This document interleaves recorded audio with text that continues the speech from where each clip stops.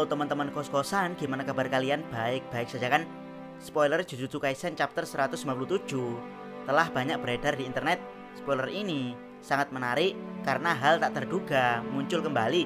Ya, meskipun hal ini sudah Abikos prediksikan sebelumnya mengenai evolusi Naoya yang akan terus berlanjut. Langsung aja yuk, berikut pembahasan spoiler Jujutsu Kaisen chapter 197. Check out, check it bro. Spoiler pertama, judul Koloni Sakurajima bagian 7. Lewat pertarungannya melawan Mio, Maki terbangun. Maki sekarang bisa melihat suhu dan kepadatan atmosfer. Naoya marah karena orang seperti Maki bisa menyentuh tubuh roh kutukannya. Di sisi lain, Daido dan Mio mau bekerja sama untuk melawan Naoya 4 versus 1.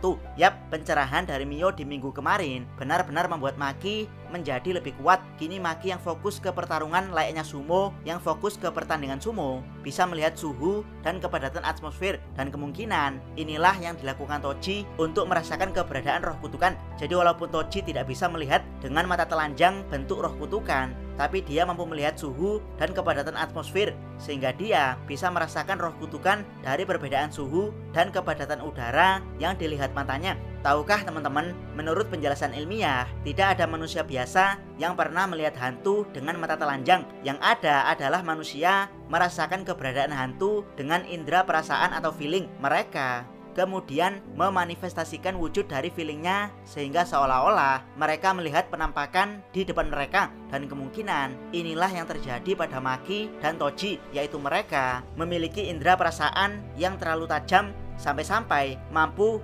memanifestasikan wujud roh kutukan di hadapannya dengan wujud yang sama persis seperti yang dilihat mereka yang punya energi kutukan. Dan hal ini lebih berbahaya daripada penyihir yang bisa melihat kutukan dengan energi kutukannya. Karena apa? Karena orang-orang seperti Maki dan Toji tidak hanya bisa memanifestasikan wujud kutukan, tapi juga melacak pergerakan mereka. Dan ya, secepat apapun pergerakan kutukan yang mereka manifestasikan, Toji dan Maki akan mampu melihatnya, karena kemampuan batasan surgawi ada di level refleks, bukan di level apa yang mereka lihat. Ini seperti kita yang tidak sengaja menyentuh benda panas, maka kita mungkin belum melihat benda tersebut, tapi tubuh kita sudah refleks menjauh darinya. Karena apa? Jawabannya ya karena feeling. Dari sinilah Naoya semakin iri dengan Maki, karena Maki kini bisa menyentuh tubuh kutukan Naoya dengan kecepatan supernya.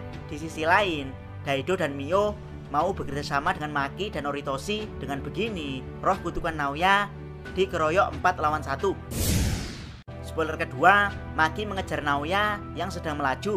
Maki melompat dari gedung dan tepat ketika Naoya melihatnya, dia langsung menyerang Maki. Tapi serangan Naoya berhasil dihindari dan tinju kuat dari Maki langsung menghantam Naoya hingga ke tanah. Ketika Naoya ada di bawah, Daido dan Mio langsung menyerangnya. Mio menyerang dengan sundulan, sementara Daido membelah tubuh Naoya menjadi 2. Yap, spoiler kedua ini membahas pertarungan 4 lawan 1. Sayangnya di spoiler tidak ditunjukkan peran Oritoshi, jadi anggap saja 3 lawan 1. Intinya, saat ini Maki mampu mengejar kecepatan supersonik Naoya. Bahkan ketika Naoya marah dan menyerangnya, Maki mampu menghindarinya, lalu menghantam Naoya dengan tinju hingga Naoya jatuh ke tanah. Dari sini, Mio dan Daido mengambil kesempatan untuk ikut mengajar Naoya yang habis dihantam Maki. Mio menumbuk Naoya, sementara Daido membelah tubuh Naoya menjadi 2. Wow, dari sini seakan roh kutukan Naoya sudah tidak ada harga dirinya. Spoiler ketiga, Naoya marah dan kecewa karena Maki menjadi sosok yang menyerupai Toji. Naoya mengatakan kalau dia juga akan berada di sisi yang sama dengan mereka. Di akhir chapter, dari tubuh roh kutukan yang terbelah keluar wujud manusia Naoya, lalu dia mengaktifkan domain expansion. Yap, setelah dibelah menjadi 2, kutukan Naoya yang sudah tidak lagi sangar begitu marah dan kecewa karena Maki benar-benar menjadi sosok yang menyerupai Toji.